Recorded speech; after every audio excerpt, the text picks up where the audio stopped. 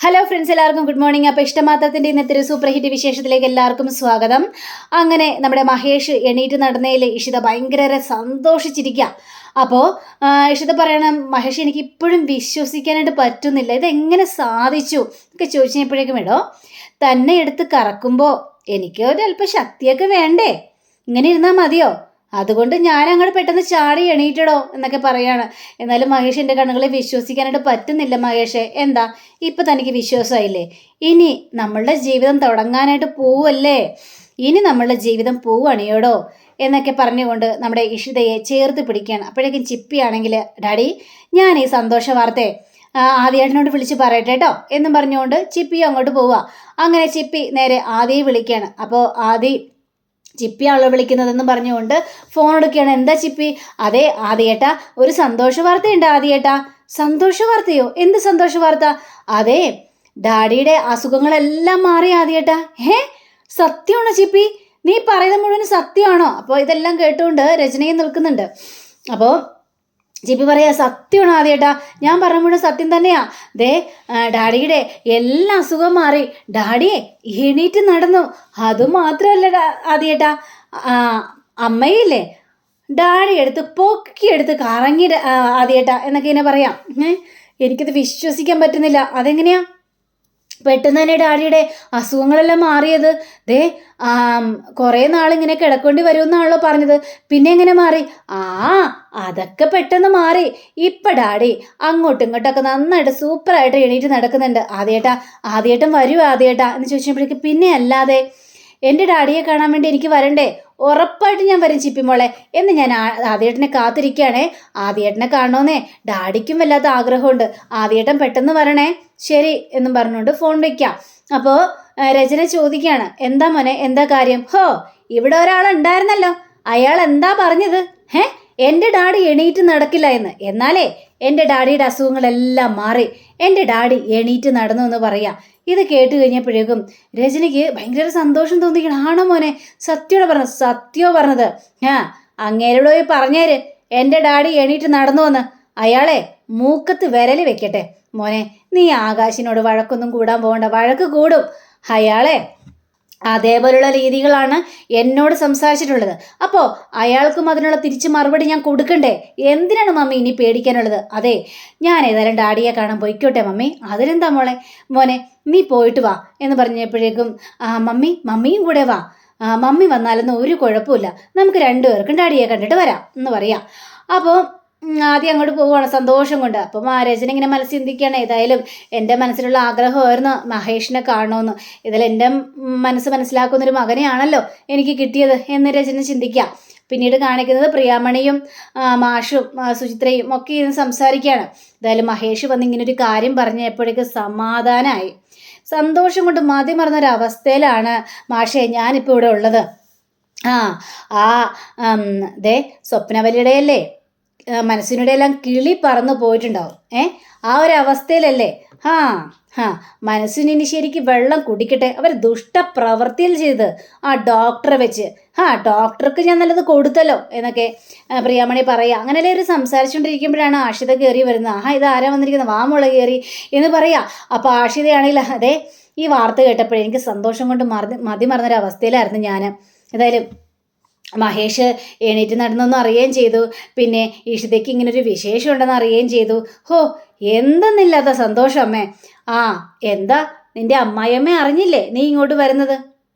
മനസ്വിനി അറിഞ്ഞാലെന്താ പ്രശ്നം? അറിഞ്ഞാലൊന്നും എനിക്ക് യാതൊരു പ്രശ്നമില്ല. അവരിനി എന്ത് ചെയ്യാൻ പോവാ?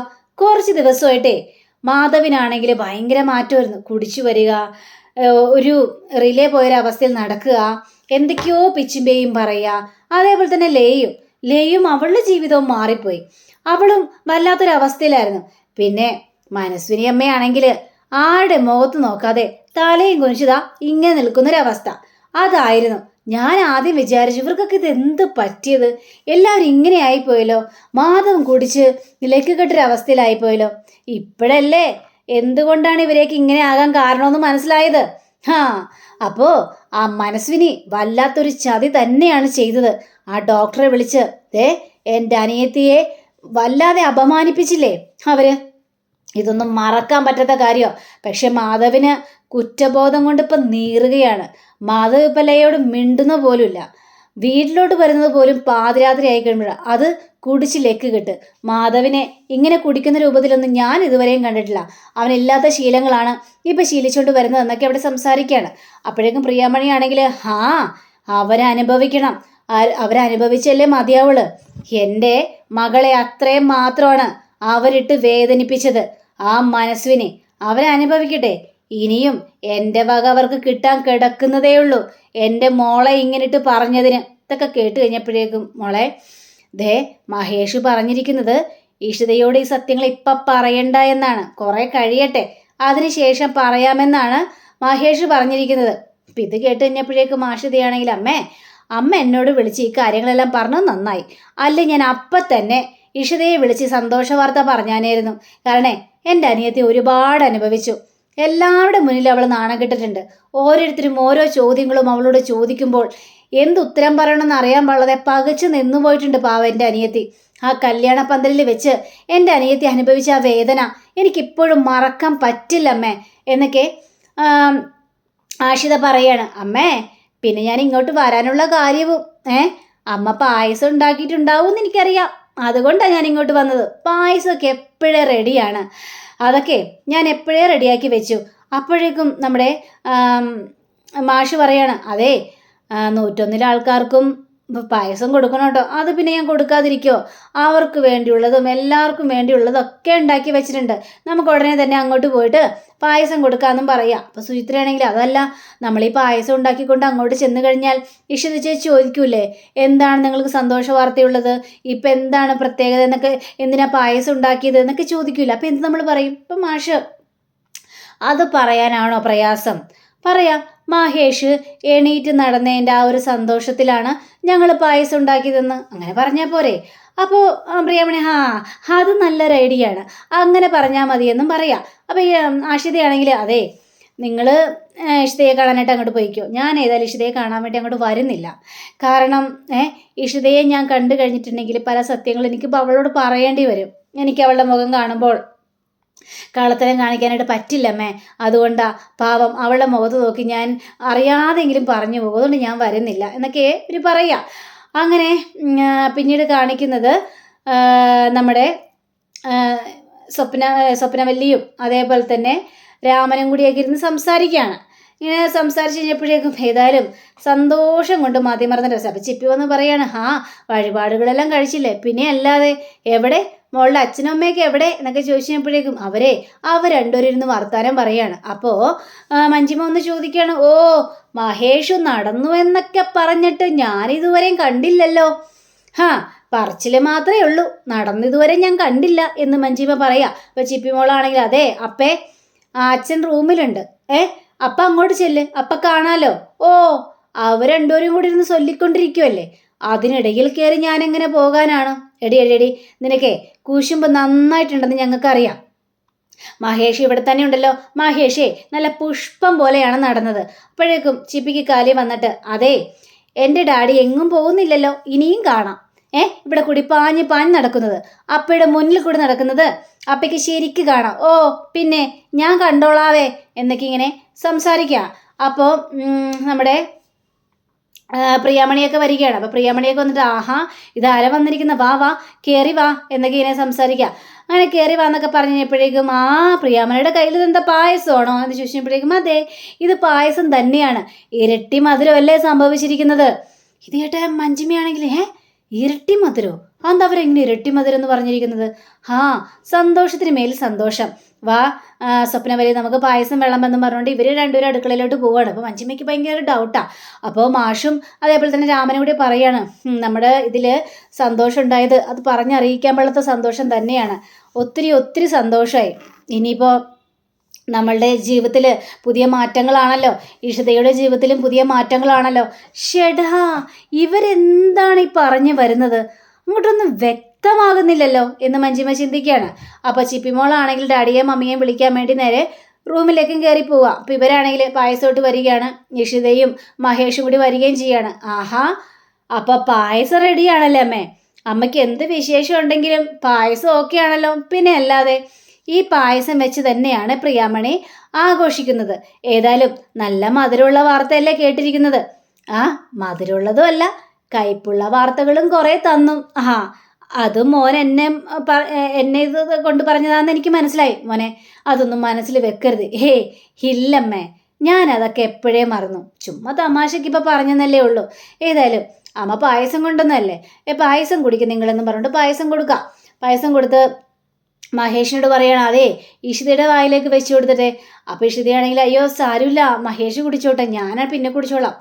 അതൊന്നും പറഞ്ഞാൽ പറ്റില്ല, ഇഷിതയുടെ വായിലേക്ക് മധുരം വെച്ച് കൊടുക്കണ്ടേ മഹേഷേ. അങ്ങനെ മഹേഷാണെങ്കിൽ മധുരം വെച്ച് കൊടുക്കുക. ആ സമയത്താണ് ആദിയും രചനയും കൂടി കയറി വരുന്നത്. ഇത് കണ്ട മഞ്ജുമയാണെങ്കിൽ കറക്റ്റ് സമയം, വന്ന സമയം കൊള്ളാം ഏതായാലും.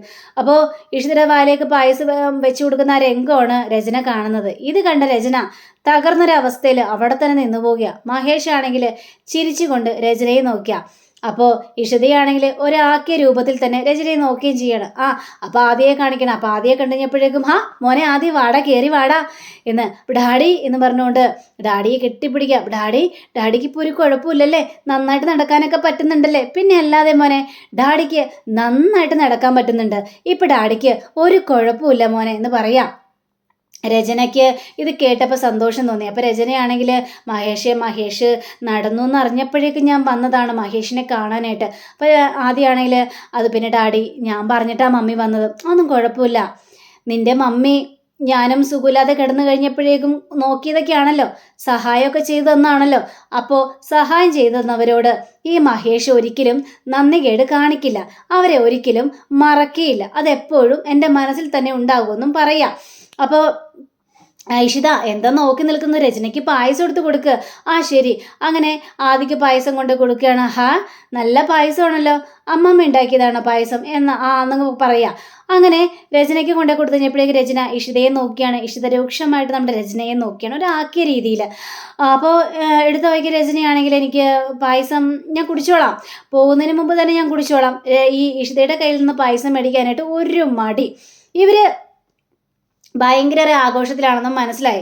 അങ്ങനെ നമ്മുടെ മഹേഷ് ആണെങ്കിൽ അതെ നിങ്ങൾ രണ്ടുപേരും വന്നേ, രണ്ടുപേരോട് എനിക്ക് സംസാരിക്കാനുണ്ട്, നമുക്ക് ഡാഡിയുടെ റൂമിൽ പോയി ഒന്ന് സംസാരിക്കാം എന്ന് പറഞ്ഞുകൊണ്ട് മക്കളെ രണ്ടുപേരെയും മഹേഷ് വിളിച്ചുകൊണ്ട് പോവുകയാണ്.